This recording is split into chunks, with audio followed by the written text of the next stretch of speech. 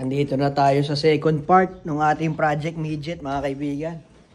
So tapos na tayo doon sa mga nasa ibabaw, kaya inangat natin siya dahil dito naman tayo mag-focus sa mga nasa ilalim. So ang focus natin ngayon sa ating gagawin dito ay yung kanyang cooling system at saka yung kanyang brake system. So bakit? Dahil yung brake niya, pag pinipreno ko ng bigla, kumakabig. So malamang kung hindi may stock up sa mga brake parts dito sa kabilang side, malamang nakalawang na yan dahil napatambak ito eh. Halata ako napatambak siya kasi ang daming kalawang sa ilalim. Ayan o. Diba? So malamang open area yung pinaparkingan niya. Tingnan yung mga pyesa ng cooling system.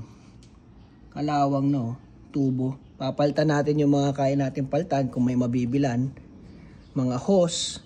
Lahat ng parts ng cooling system isi-secure natin. Bakit? Kasi po, yung cooling system nito, wala siyang temperature gauge dun sa pinaka-panel niya. Nakalagay lang water temp. Iilaw lang siya pag overheat na. So, mahirap yon. Kaya ang gagawin natin, prevent natin yon. Palitan na natin yung mga cooling system parts, thermostat, yung coolant hose, water pump. Kung may makikita ako, sige, pwede. Pero pansamantala, yung mga madali lang muna. Basta mahalaga, mapalitan natin yung mga fluids. So, ito gagamitin natin, yung Preston coolant na ready to use. Meron niyang 5 times cooling protection, mga kaibigan. So, yun yung ginagamit natin. Tapos, sa brake parts naman, yun nga, may mga kalawang na rin ng mga parte sa likod, nakikita ko. Tapos kumakabig. Papalitan natin yung mga brake parts niyan. Harap likod siya, hindi siya naka-disc brake. So brake drum. Malamang may sorpresa yan pagbukas natin. Kung hindi may tagas, mayroon yung kalawang na parte. So ginagamit natin naman sa mga brakes natin, yung Preston brake fluid na may 5 times superior braking action. So maganda yan, nakakatulong yan mga kaibigan. Iwas kalawang at saka iwas corrosion. Tapos mataas din yung boiling point nito. Ayan kung mapapansin niyo. So mga standard 205 degrees Celsius lang. Pero yung Preston 245 degrees Celsius. So napakalaking tulong yan. Lalo pag naglo-long drive kayo.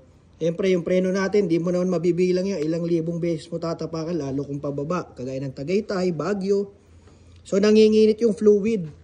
Yung kaya may tinatawag na mga brake overheating. Dahil nga pag napapababad kayo sa preno, nanginginit yung mga parts, yung mga fluid, yung mga rubber. Pero pag ganito brake fluid gamit mo, mataas yung boiling point niya. Ganon din sa coolant mga kaibigan. Mataas din ang boiling point nitong coolant nila. Ayan 124 degrees Celsius. Ngayon, may isa pa kayong option kung gusto ninyo, kayo magtimpla ng sarili ninyong formula o yung ratio, meron silang concentrated. 5 times cooling protection din yan mga kaibigan. Tapos, must add distilled water. Kailangan nyo siyang dagdagan ng distilled water. Anong advantage nito kumpara dito? At ano naman ang advantage nito kumpara dito? So, parehas naman yan coolant, di ba? Pero ito, makakatipid kayo kasi madodoble nyo siya. Kasi nga, concentrated. Kumbaga sa juice, di ba? Pwede mo pandagdagan ng tubig kasi masyadong matamis. Di ba? So, ganun din to. Pwede mo makontrol kung gusto mo 70-30. 70% coolant, kung masyadong mainit yung paggagamitan mo, 30% distilled water. Pero kung gusto mo naman, yung normal na ratio, kagaya nito, 50-50. So itong 1 liter mo, madodoble mo 2 liters. So makakatipid ka sa kanya. Yun nga lang, ang downside, magtitimpla ka syempre. So magkakaroon ka pa ng distilled water, pero madodoble mo siya. Itong 2 liters, magiging 4 liters. Ito naman, ang advantage naman nito, salin mo na lang, wala ka na ibang gagawin. Kumbaga, ready to use na talaga yan. Pagbukas mo ng radiator cap, salin mo lang. O, alis ka na. So, yan. Parehas naman okay. Depende lang sa inyong paggagamitan. Ito, pwedeng ikaw yung masunod. 70%, 30% water, or 50-50. Pero ito, wag mo nang dagdagan. Ready to use na yan. Yan. No need to add water. O, diba? Nakakaiwas yan kalawang. Kahit matagal mo itambak yung auto, hindi kagaya pag tubig gamit mo. Ang nangyayari dyan, magkakaroon kalawang. Ito nga yan. Yung aking cooling system dyan. Yan. Isang ano pa lang yan. Isang flush pa lang ginawa namin dyan. So ang gagawin natin, ipa-flush pa natin. Tapos saka natin lalagyan ito ng ready to use na coolant. So ayan, makita ako naman maraming kalawang. Kaya nag-spray ako ng mga langis-langis. Sa mga tornilyuhan, sa mga dugtungan. Etong muffler pang motor to.